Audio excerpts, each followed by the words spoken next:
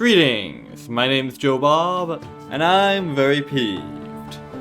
Well, last time we did some stuff, and now we're gonna do some more stuff. Let's see. Peruse your comprehensive port report in private, if you're unwilling or unable to take it to the Admiralty. Comprehensive port report, the Empire of Hand. Give you a single secret rather than a fee. Definitely worth it. The fee would only be like, I forget what it would be actually, but it wouldn't be worth a secret. Much to sift through. The Empire of Hands, no equal to London, but certainly a power in waiting. A labyrinth of simian complexities. Consider the opportunities. Someone else has also considered the opportunities. You have an invitation. An invitation to Benthic College. Your travel has caught someone's attention. Benthic College is pleased to invite you to an exclusive and educational evening with Lady Agatha Treadgold, delightful adventuress, and raconteuse of thrilling, true tales of feist and spunk. Ew. On the back is a scribbled note. Come speak to me afterwards, darling. Opportunity beckons. Sure, why not? To the lecture. Opportunities are always worth exploring, at least. Indeed. A trip to Benthic. Benthic is the most open-minded of London's colleges. Of the London colleges. Which is to say, it's the one that allows devils and people who don't have souls to work there. You find yourself waiting for the lecture in a queue of students, devils, and bohemians. The bohemians are the worst of the three. I kid. Observed with some scorn by passers-by in Somerset colours. Her feet have trodden lands most in the north have never even heard of. Her eyes have seen every opportunity for fame and glory while there. Whoever she is, she knows how to pack a hall. Not a seat is empty as she takes the stage. The fine cuisine of the Chelenate, the darling Claymen, all but a prelude, my dears. Her stories tend toward the fanciful and conveniently unprovable, but the delightful adventuress has the credulous audience spellbound for hours. Many of her tales of monsters and lost cities have a common theme. She visited them ahead of a certain Lady Leonora Fortescue, the quite adorable, daring archaeologist, with whom she sparked a bracing rivalry back at finishing school. The rest are tales, bitter as the sourest grapes, of being cheated of triumphs by the very same Fortescue, whose fanciful fictions are fit only for the penny dreadfuls. By the end, her stories are notably more bitter than boastful. She still receives a standing ovation. Ah, so she's washed up, I see. That's dangerous. The delightful adventuress, masked Clayman Barnabas, escorts you to the principal of Benthic's study, where she sits sipping brandy by the fire. Ah, my dear Capitano! Firelight glints in her eyes as she raises the glass. I hear you are recently returned to the empire of... oh, monkeys?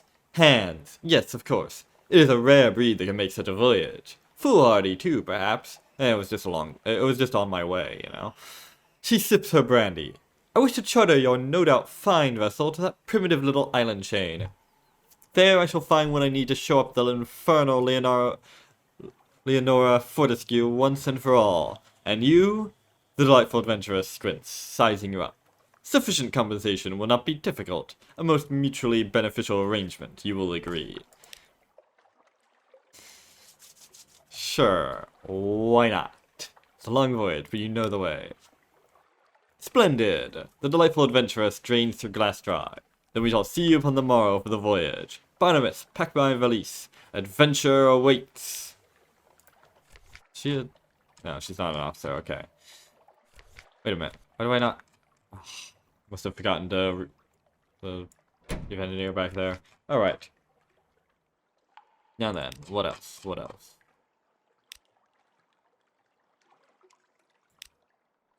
Ah, yes, my port reports. Ooh, and the vital intelligence. I'll do the port reports first.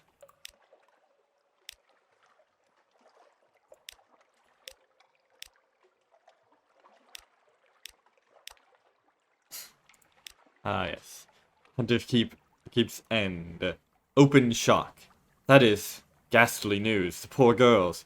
I'd warned them they weren't safe, but it had been so long. I thought, well, it's done. Thank you. I'll have to look into the matter of a supply post. Alright. Goodness, we don't often hear news from there. Screaming sometimes. How curious. No spiders at all, they say. They are indeed blessed. Indeed.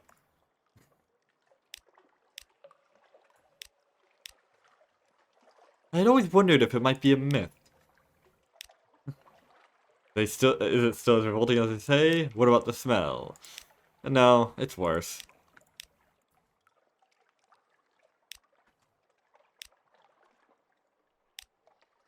Ah, despair's fastness.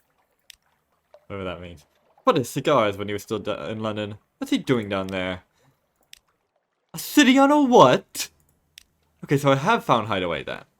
So where the fuck is it? Why was it not on my map? Oh, whatever. Let's see. Polythreme. I'm going to Polythreme anyways, alright. And now let's pass on some vital intelligence. Why not? Boom! Another supremacy for London.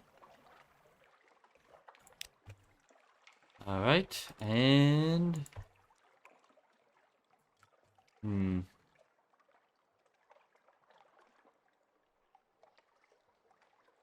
I'll keep the other one. I've got plans for it. Okay, anything else? Anything else? No, I don't think so. Alright.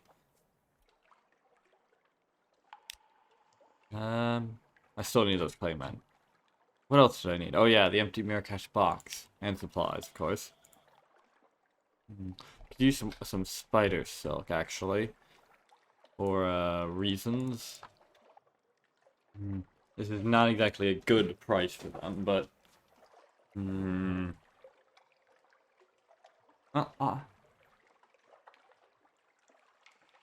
Fairly certain I can get a much better price for them in the Nephrite quarter, but again, don't exactly have.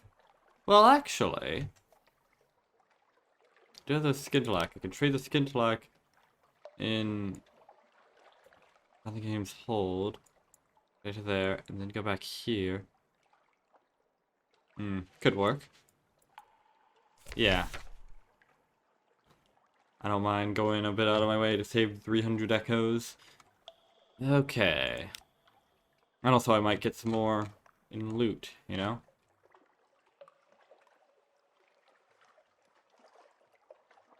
Wait a minute, hang on.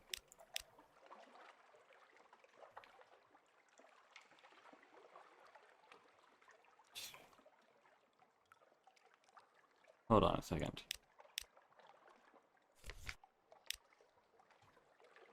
Let me just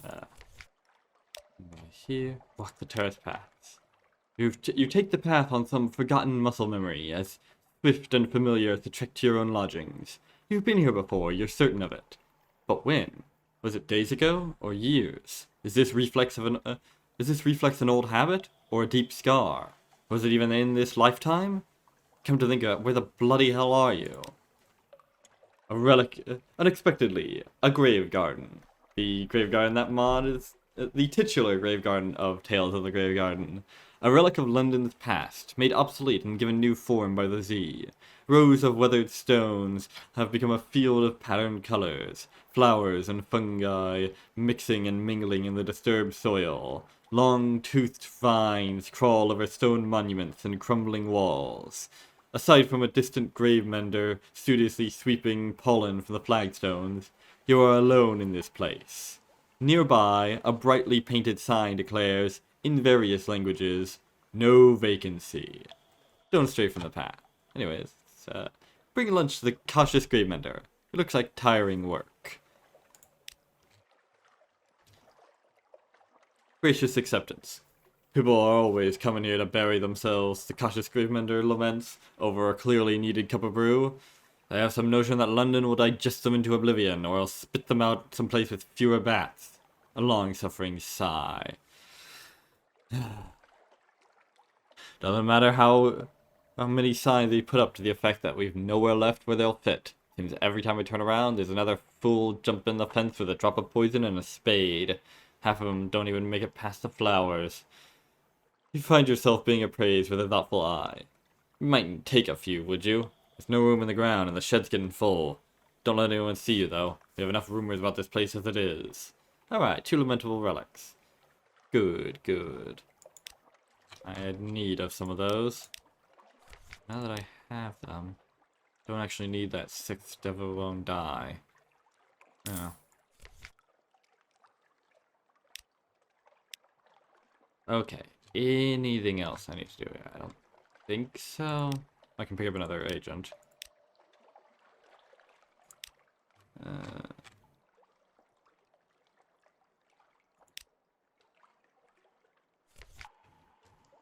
Any stuff with my officers? No? Okay. Here's what we're gonna do. We're gonna swing by Iron Republic, do the stuff for that Purple Cannoneer, then do whatever else he needs. Then we're going to swing by the Grand Geode for reasons. Then Port Carnelian for reasons. Then Rosegate to deliver that guy, and then swing by Adam's Way. And from there, we'll do other stuff. Okay, let's go. No time like the present. Maybe I should have picked up more supplies, actually.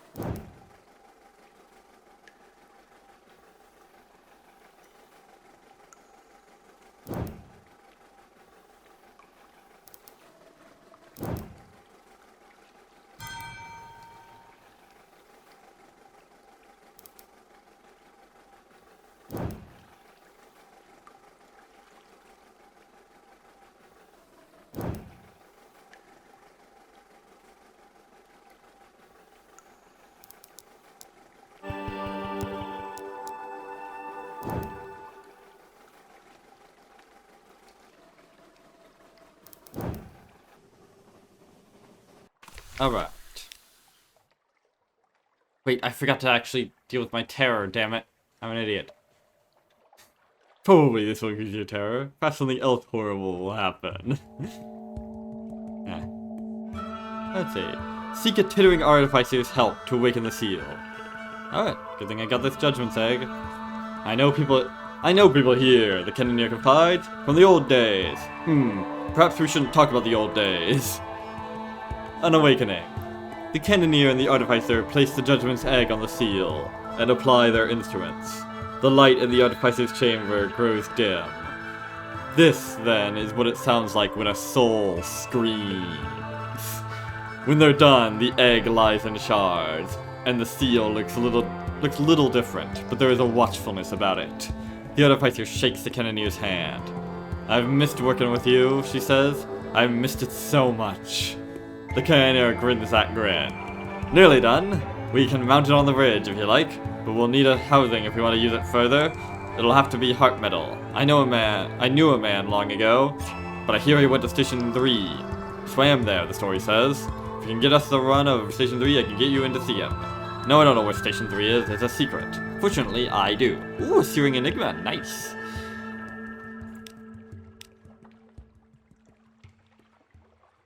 Alright, let me just grab some fuel here, why not?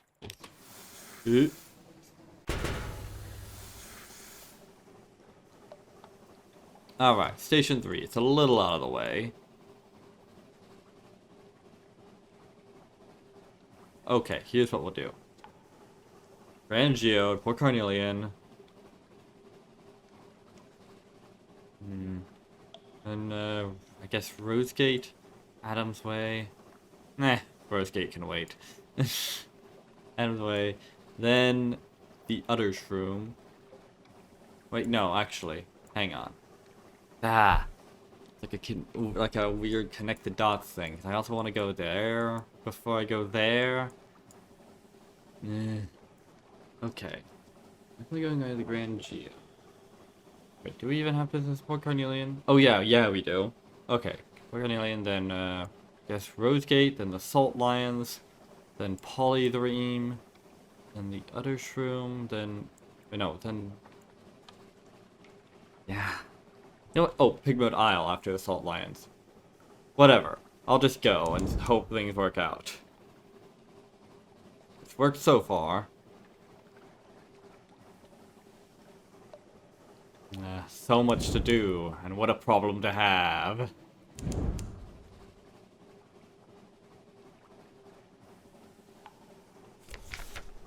Ah, here we go. Confront the nightmare. Yes! I am invincible! Something above. You dive cleanly into the water. It is scalding hot. Your skin peels away like old paper. Beneath you, the eye rises. Your descent will take you directly into its dark, impossible pupil. Your lungs are bursting. You awake, die, or both.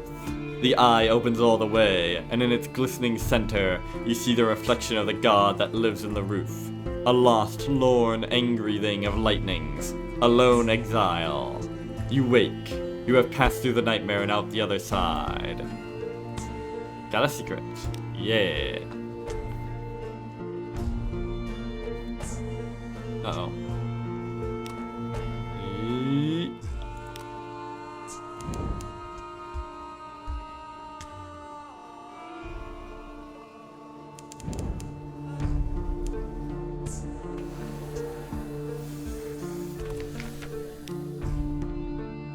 Alright. Now then. Let's deliver sunlight. Hopefully this refunds my mirror catch box. Not, then we'll have to get a bit tricky. Okay, fails. Do I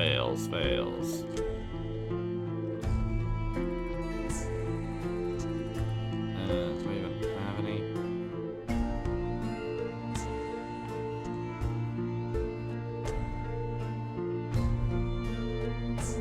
There's 2 fails from that. That's it, okay. Well. Wish me luck. Nah. Shot in the dark. You arrive at the meeting place, box in hand, but the desperate convict is nowhere in sight. After a minute of waiting, you turn to leave, and a sniper bullet skims past your shoulder. You flee in a panic, cursing the day you ever came to this place. Damnation. There we go. Fuck. Thank you. By the gods, thank you. This will help me remember, for a while at least. Now hurry before someone sees us. This is the shop's tab. Darn. Well, I know where I can get another one for decent price, and it's near Hunter's Keep, so I don't know. Alright. Here we can... Shed 11. We'll both be killed if they discover anything missing. If you want to take anything, you'll need to replace it with something else. Sure, that makes sense. Okay. So these captivating treasures. Very much preferred selling lumps of blue skintalac, but...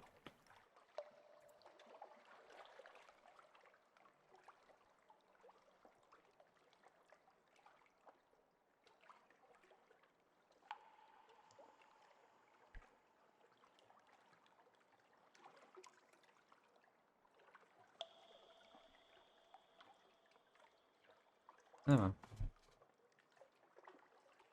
Okay. We're just here for, there's a lot of really nice stuff in here.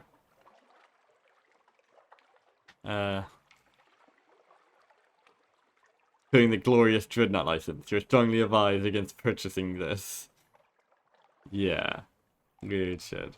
Anyways, but I'm only interested in one thing. One thing that's fucking near impossible to get otherwise. Relying on gambled along odds. The unclear device. It is nearly useless in the base game, and also basically impossible to get in the base game since this shop doesn't exist there. But it does have a use in Tales of the Grave Garden. Yeah, it's a one-use item that will remove all illumination from both sides in combat. They make these on the rooftops, I won't say why. Yeah. Anyways. This is what I've been saving this captivating treasure for. Sun? The sun? The sun! Heh. Anyways. Single unclear device. Captivating treasures are far from the most efficient thing to spend here. Lump of blue skintillac are less valuable than captivating treasures. A bit. Albeit, I mean, they're not exactly easy to come by, but generally more efficient. But oh well. I didn't have any, so. Such is life. And when I come back here, I'm fairly certain I'm gonna need another thing of another mirror catch box with sunlight, but I've found Eighthful now. I can get those relatively easily. Okay, you know what? I've got a Port Carnelian and then the Ruinous Gate. That makes more sense.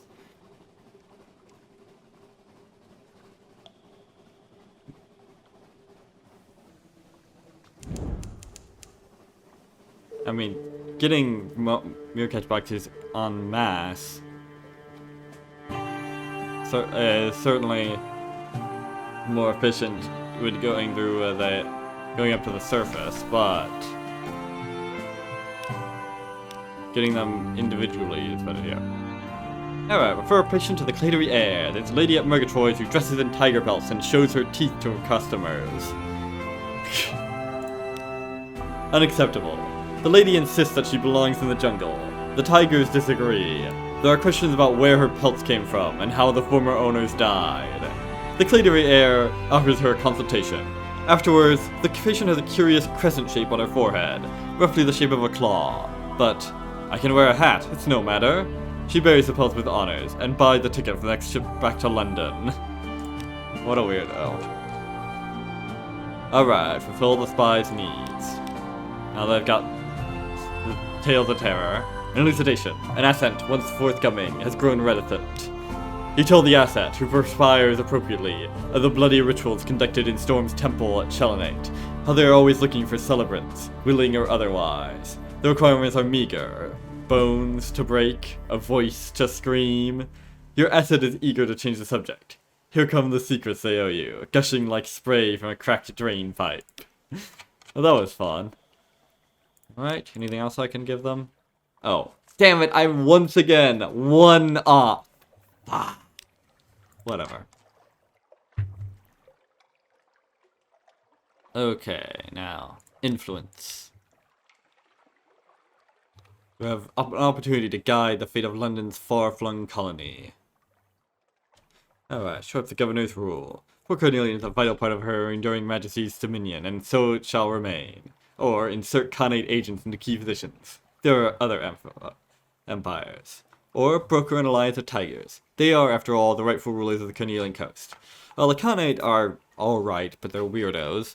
The tigers are, yeah, theoretically the rightful rulers of Cornelian coast, but clearly they failed to hold on to it, so rightful ruler means nothing. And also, they're utter bastards. So, show up the governor's rule. For Cornelia, the vital part of her enduring majesty's dominions, and so it shall remain. I don't know about her enduring majesty, she's a real bent, but of London, certainly.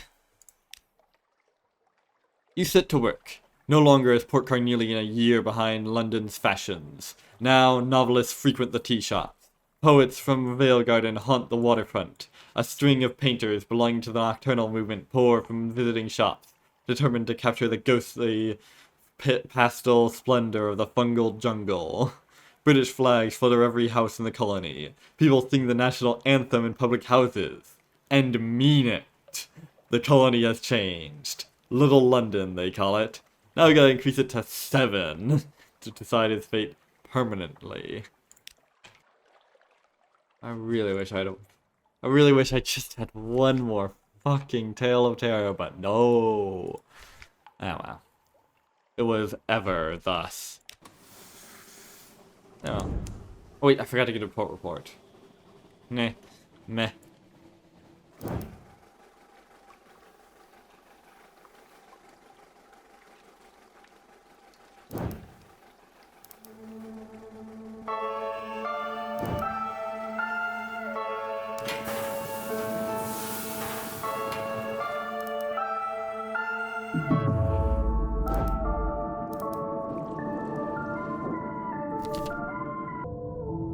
Roused at midnight. As the first watch ends, shots for rouse. What? Shouts forward arouse you. I don't know what that means. Your bosun's face is grim as you emerge from your cabin. We lost one. Weighted himself with pans and gave himself to the deep. The deep took cook's best kettle too. Morale is worsening, Captain. That's unfortunate. Then place a guard on the cookware. Sometimes it's best to just be seen doing something practical. A confused response. This isn't exactly what your crew expected, but you won't be left eating food raw. Even so far from London, there are standards which must be maintained. Yeah. Alright. Witness a reunion. The crotchety tobacconist bends over the shop counter, annotating a large sheet of paper. He glances up at the dogged apprentice and bites down on a cigar. His face is blackened with soot. Last batch blew up on me. Welcome back. A man's hope. The crotchety tobacconist reaches across the counter to shake your hand. Our patron has forsaken us. His only interest in his project to the south. He left my apprentice to starve, and he hasn't arranged the delivery of the materials I require. I've run out of rubies to try to convince him otherwise. I don't think I've seen a single ruby in this entire game, which makes your intervention all the more propitious. He puffs a great ring of smoke into the air above your head. It takes several moments for the halo to disperse. You magnificent bastard, we're on the verge of a tremendous breakthrough. I've brought to create something beautiful, something noble, a cigar which will burn underwater. I think I've finally found the right mixture. He taps the sheet on his counter. It is covered in incomprehensible scrawling, equations beyond the mathematical. 3 flavors, something robust, something bitter, and something luscious. Once I have them, I can finally complete it. Alright then, taste of kettle steam, mild coffee, and stale pastry. Okay then. The crotchety tobacconist has a dream.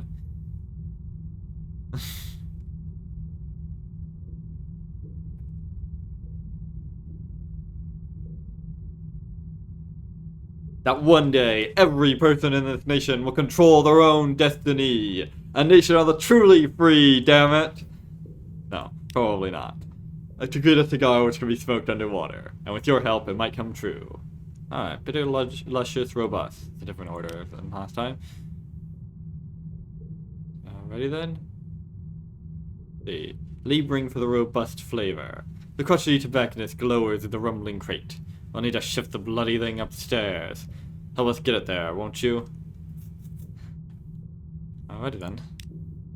One labored step at a time, the 3 of you carry the crate up the stairs. The apprentice takes heavy breaths. The tobacconist swears so often. The tobacconist swears so often, you're uncertain if he breathes at all. Eventually, you make it into the workshop and chain the cargo into the corner. You unfinished bastard. The tobacconist huffs, stretching his back. I've got you now. Okay, we need an unread log or 3 months or 2 ambiguous eoliths. Alrighty then. Just grab that and. Alright. Let's go.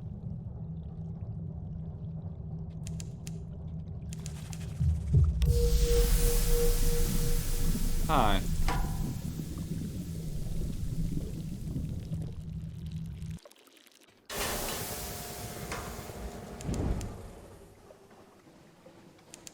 I need to be real careful when I'm in combat and not to accidentally press that button. Remember, it's single use.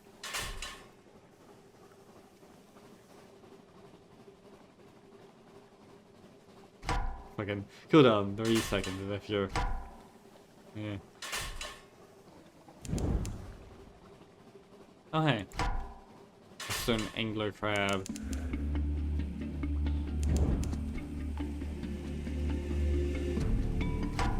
Oh, fuck it.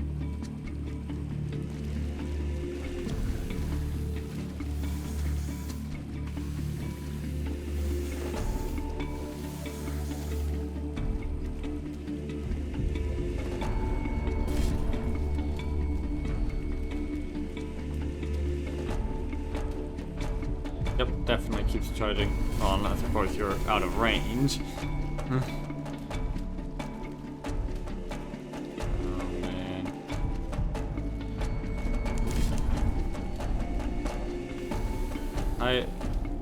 It's got a higher cooldown, but makes up for that with the oops, shit. Higher stagger amount, I guess. Well, straight up double stagger amount, if I recall. Oops, shit. Got about the go down. Alright, butcher it. Supplies and choice cuts. I won't keep, but it looks tasty. Alright. Sounds like eating trout. If the trout had to try to kill you a few hours ago, take that, ersatz trout. Indeed.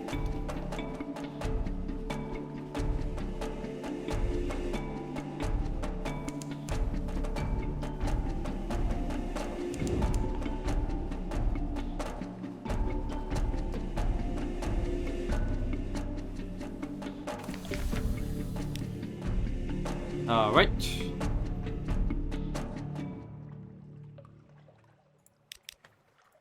Yeah, I need to grab some Sphinx stone.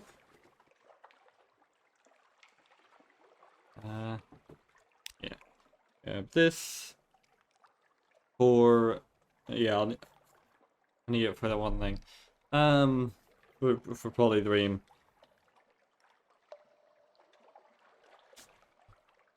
Now that.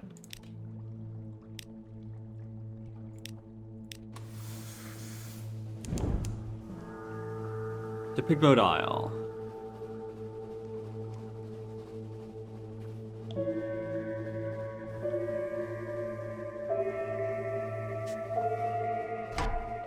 Ooh. Okay, it's class Corvette. Haven't seen her since I got a tattoo.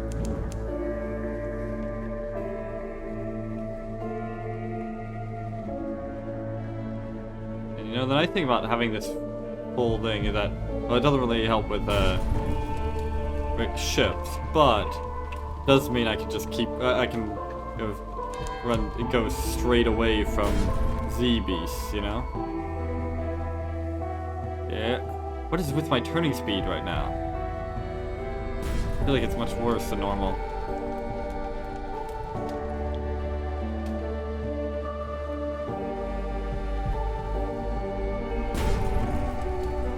Feels so ponderous. What the hell?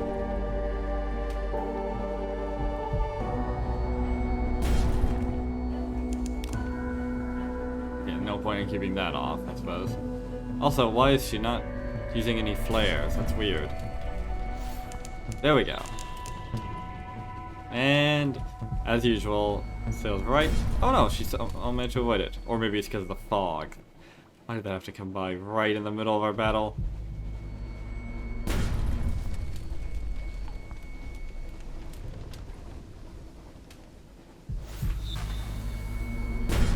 Bloody hell, even flares can't pierce it.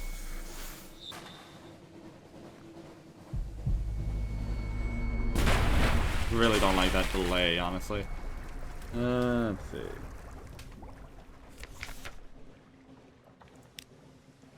There we go. Rescue the pirate poet. Once again, you are the victor. Words are no longer needed. The pirate poet bows her head, acknowledges your victory. Next time, though, a slight smile. adds, do not expect her to go so easy on you. Indeed. Zoop. Glorious Zoop. The only fine thing to ever come from Mount Palmerston. Do devils make it, or dream it? Yes. Alright, now. Pigmote Isle.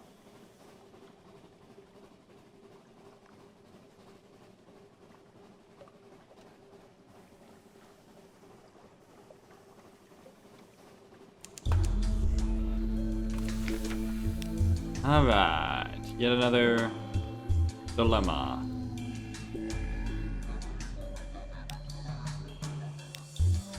Ooh. This is new. A cloaked man in a hippo mask stands surrounded by a pack of rodent soldiers. Because this one's sneaking around by the aide hesitates, pause sketching the shape of Pigmote's blue skintalak. What should we do with him, hairless advisor?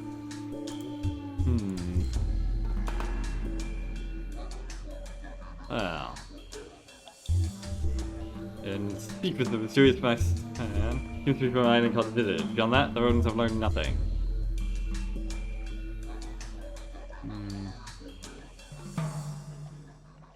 It's just one civilization. Meh.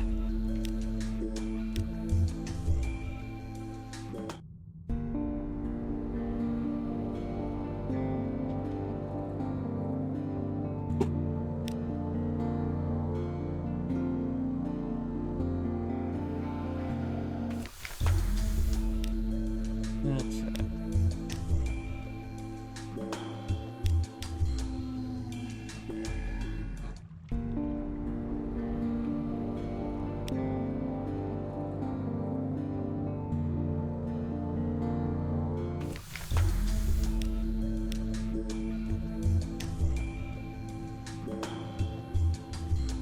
Let's see.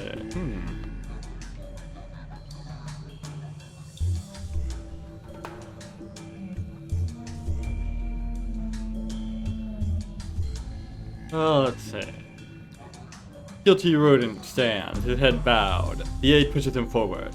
Hairless advisor, this traitor stole food from our stores to feed a sick child, he claims. Do we show mercy or make an example of the wretch? I think advocate mercy is actually more understandable, if unfortunate. Insists an example be made of him. A new nation cannot afford to set such precedent. Or, no half measures. Insists the wretch be hung, drawn, quartered, and the pieces impaled on spikes as a warning to all. And his family, too! Fucking hell!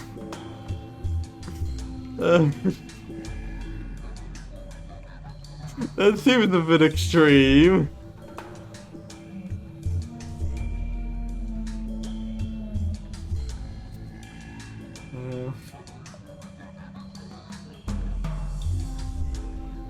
Alright, let's just have an example made of him. A new nation instead. Law and order. The execution is kept as painless as possible, but conducted in public. Citizens argue bitterly whether what they witness can be called justice, but the impact is clear. Few dare risk theft again. Alright, plus 10 Pigmote Isle might, minus 1 spirit, plus 1 civilization. So now civilization and might are both 10. Yeah! Good to me. Ooh, what's this? This is new. 2 vessels are docked at Saint's Haven. From the island of Visage comes a commandeered pirate ship. Its figurehead is a dying bull, transfixed with a spear. Next to it floats a decaying wreck barely held together by barnacles. Tales of Pigmote Isle have spread, and the powers of the sea have taken notice. Between 2 empires, a rotting drowning and a woman in a crocodile mask stand on the docks. Both loom over the rodents, deciding Murinia's response. Caught in the middle. Hairless advisor, your timing is impeccable. Please, grant us your counsel one last time. They both demand our treasure in exchange for their protection. We cannot decide what will be for the best. Rodents surround you. Noses pressed to the dock in supplication. Guide us! Let's see. The drowny bows. His complexity's blessings upon you. My lord will be pleased to see the glorious of the last scene return to the deeps. In gratitude, he will reach his soggy hand over Pigmote. In justice and protection. He looks expectantly first at you, then at the rodents. The ambassador bows. The left eye of flourishing of years called to us from across the waves. It is our birthright. It is ours by birthright, and ours to claim. Yet let none say we are not generous. In exchange for its return, we offer both our friendship and our wisdom. Secrets, Captain, that can guarantee the prosperity of a nation. Or advocate for independence. Great rewards demand great risks, but they are ready. This is a gamble. The higher Pigmote Isle's might, civilization, and spirit, the higher, better its chances. Well, spirit is mediocre, but civilization and might, 10 each. I think we can pull this off. I think I only need a combined like 17 to guarantee chance. Well, 16 between those and at least one of that. So you know what? Yeah, advocate for independence. They are ready. Fuck those guys who claim to who try to lay claim to what is theirs by birthright or what have you. If you that doesn't matter. What matters is who can keep it. The die is cast. The drowning returns to his vessel, his bloated feet squelching with each angry step. The visaged ambassador is silent behind her mask. Neither of their masters will let this insult go unanswered. The struggle for Pigmote Isle. The gates of town are closed. 2 rodents stand guard. One of them, a rat, is trying to light a cigarette. The other, a guinea pig, holds the rat's whiskers back from the waxy match flame. Both yelp as they see you approach. 1,000 apologies, hairless advisor, but this is our fight. We must fight it alone. They exchange a nod and escort you respectfully but firmly away from the gate. It's not safe here to be here at the moment. The sea bubbles angrily around the hole. The air crackles with hate. You've done all you can. It's up to the rodents now.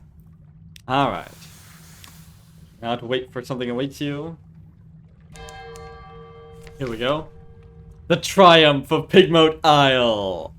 Pigmote is bloodied but victorious. Their victory over the invaders has united rats and cavies. King Graysnaw and the chief engineer greet the returning ambassadors, here to end hostilities with a non-aggression pact. Imagine having to sign a non-aggression pact with a bunch of rodents. Oh, they must be fucking seething. The visage ambassador is the first to sign, her feelings hidden by a mask. The Fathom King's man merely sucks his thumb and presses it to the vellum, leaving an inky fingerprint. A new start. Fireworks light the roof of the Naath. Happy squeaks raise in anticipation of the future. Gratitude. The celebrations last 3 days. Afterwards, bloated with meat and ale, you are summoned to the ruling council. King Graysnaw and First Minister Edgar tend their new court together. Hairless advisor, 1,000 gratitudes, declares King Graysnaw, raising a paw. A chorus of rats begins chanting, thank you.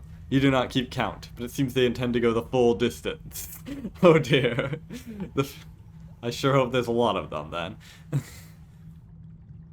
A lot of rats to divide the 1,000 with, and I sure hope it's it's a number that can be evenly divided through 1,000. The First Minister's gratitude is less symbolic. He gestures, and a cart pulled by both rat and cavy wheels in Pigmote's treasure. The Rat Star, the Lady's Eye, the last scene. Goodness only knows how many other names this glowing scintillack might have. From now on, we light our own path, says the First Minister. Take it. He rubs his head wearily. Bloody things cost us nothing but trouble anyway. With your reward in hand, the Z beckons once again. Perhaps one day it will lead you to your own kingdom. If so, this experience will certainly be valuable. The blue scintillack. It blazes with a phosphorescent radiance. Wars have been fought for less. Life continues on Pigmote Isle. What a great ending. Raisin, triumph, and all. And they, realize that, that they don't need the blue scintillack. They realize it's caused them nothing but trouble, and really given them no real benefit in the end. So yeah, they've turned away from such glittering treasures. As they say, not all that glitters is gold. I, however, will certainly find a use for it.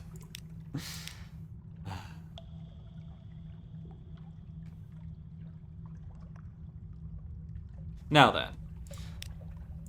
But yeah, we've got the whole United Murinia thing. Now, supposedly, yeah, of course. Yeah, hail United Murinia, the napp's most adorable nation scurries around your leg. I don't think that's any different. But yeah, of course, Murinia's united and everything. But it still doesn't actually give me the benefits of both the random making and the other thing. You know, both the repairs and purchasing Skintellak here for a good price, which I always thought was kind of daft. It is united and everything, you know? Be symbolic. Fortunately, while the game might not provide this, I can. Let me just do a bit of sneaky save editing. Alright, let's see if it worked. Yep, here we go. I now have both the Rat in the Making and Night Out of Habit.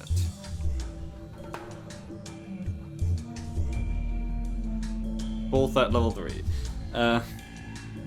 So now I can do both, yeah, Skintellak, both get repairs and purchase Skintellak. Yeah, repairs currently. And they're both for quite cheap. And you know what? I might just get repairs here. It's cheaper than in London, and I've got a lot of hole taken out. Why not?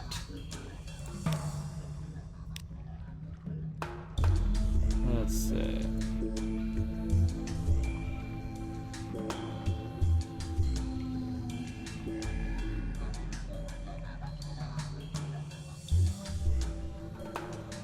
I'm kind of slightly worried about.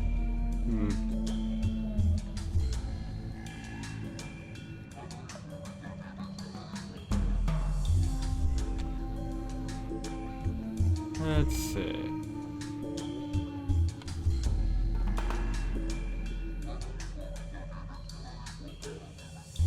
Alright then. Grab some Skintellak. How much Skintellak do I have anyways? 18. Might as well get an even 20. Alright, quick. And yeah, I believe the best price you're likely to get Skintellak anywhere. And now let's swing by. Oh, Station 3 is like right there. Might as well swing by it while I'm here. And I've taken a fucking weird path.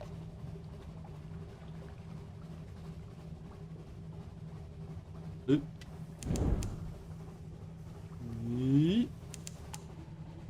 Lick a monkey crap. What? Okay then. What a strange name.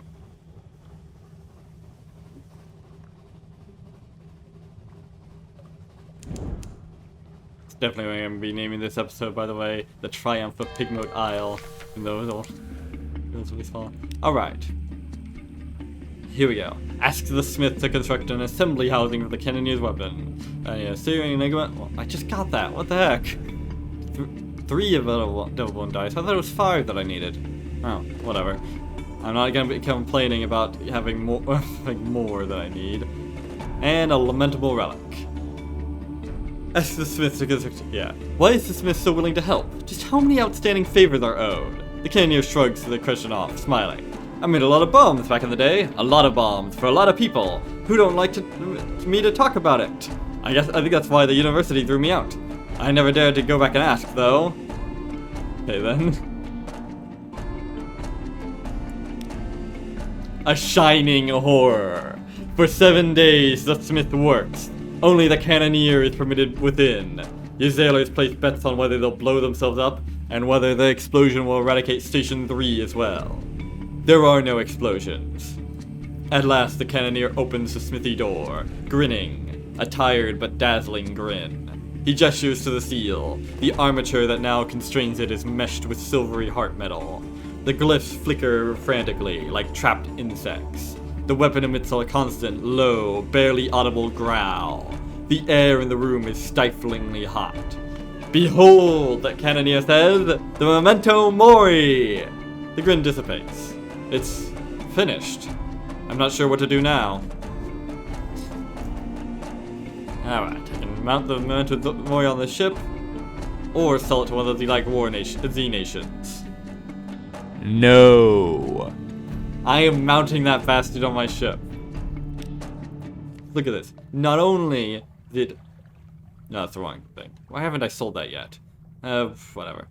Not only does it have 24 hull damage, 32 life damage, and 4 crew damage, and 2 seconds of stagger time, the best sets of, like, any fucking weapon, or none, with only 4 seconds of forward time. It also gives +6 irons and +3 mirrors, which is like an unupgraded officer's worth of stats.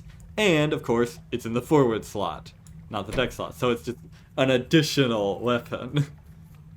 Yeah, look at that crew damage. Yep. It will... Alrighty then. This is the best forward weapon in the game, bar fucking none.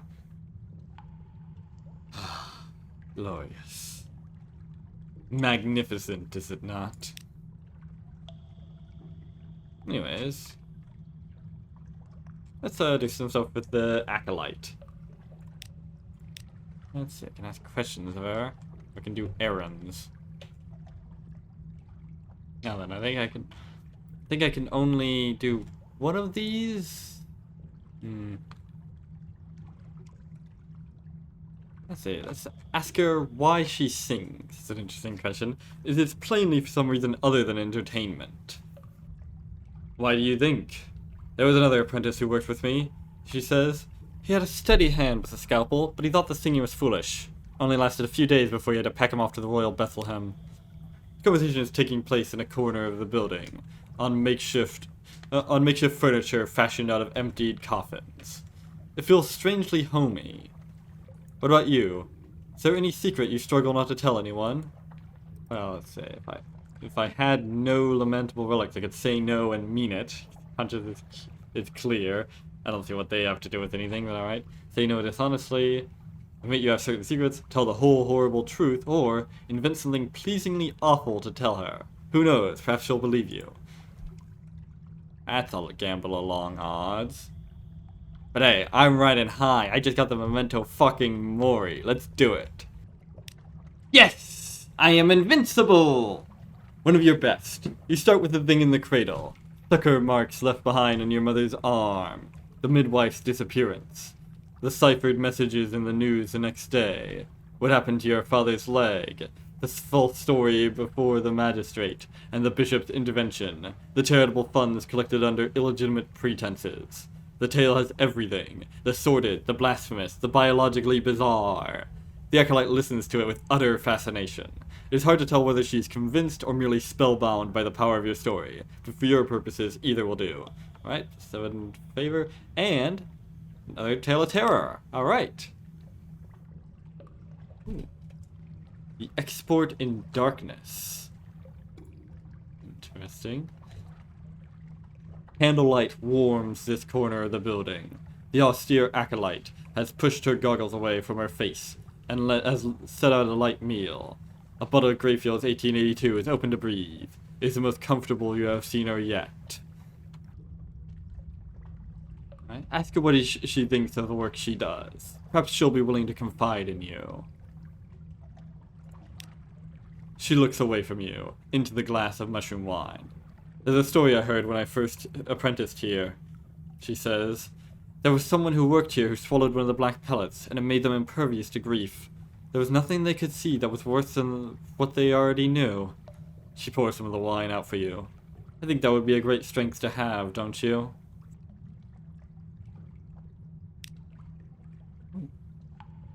This. The Acolyte sends you a message, requesting assistance with a difficult autopsy. The message emphasizes silence and discretion. So there'll be something in it for you. A locked coffin. The coffin is banded with iron and triple locked. Leave for the chief, it's labeled. The austere acolyte is standing over it with a crowbar and a fixed expression. She breaks the locks and pries off the lid. The body inside is her own, or rather, it has her nose, her cheekbones, her long fingers. Its hair is longer, and something about its eyes makes it appear more dissolute. But it is, or it could be, her twin. Her death was my fault, says the acolyte bleakly. So of course she's come back to me. This one won't be easy. The unbound knot. The growth is not in such a difficult place that she has any difficulty finding it. The acolyte works slowly and grimly. She talks angrily to the corpse. She talks to it about their childhood together. She calls it sister. She resents it for dying, considers it careless, but also blames herself. The metal ball is lumpy and hard under the breastbone. When the acolyte gets to the center, she pushes the ball towards you. As an afterthought, she lets you borrow her goggles as well. The secret, when you can focus enough to make it out, is this. The austere acolyte's twin was not her twin, not her sister at all.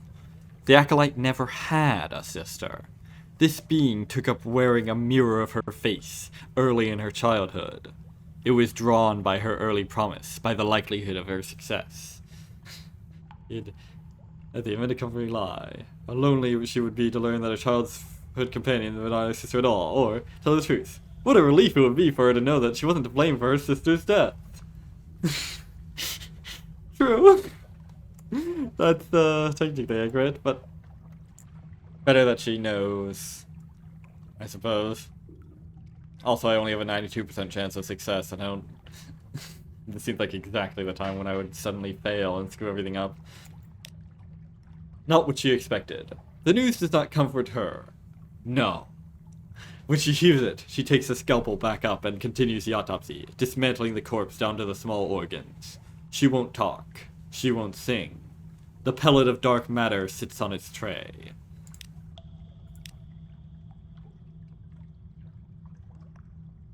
You encounter the acolyte one more time. It seems unlikely that the other acolytes offer one another much consolation. You've never seen any sign of friendship between them anyhow. Or, real consolation. Offer her the consolation of friendship. I've got way more acolytes favor than I need for that. Or for the Scarred Sister replace her. No, I don't think I'll hold on to her, the Scarred Sister for now. Long into the night, and wide as well. She visits you aboard ship, and you talk for long hours, lit only by the jar of phosphorant beetles. Her stories cover many incidents, past and present. Many famous people she attended while she was still a practicing doctor. Certain details of rubbery man anatomy she found astonishing. You and she will never speak like this again. You are leaving, and she does not expect to be on the island by the time you might return. That's what makes it so easy to talk, and so comforting. And that's that. Not the longest of storylines. Honestly, I remember it being a bit longer, but I don't know. Now I have this, A Dream of Red. This will be valuable eventually. So then, that's 2 stories wrapped up at Station 3. Also, if I want, I can swing all the way back to Port Carnelian, because I now got Tale of Terror. Why do I only get these Tales of Terror? Why does it always end up like this? Oh well. Whatever. That was that. Well, without any... yeah, next time, I think I'll take out this Memento Mori and that lump of blue Skintalak for a bit of a test run. Until then, I have been Joe Bob, and I'm very peeved. So long, suckers.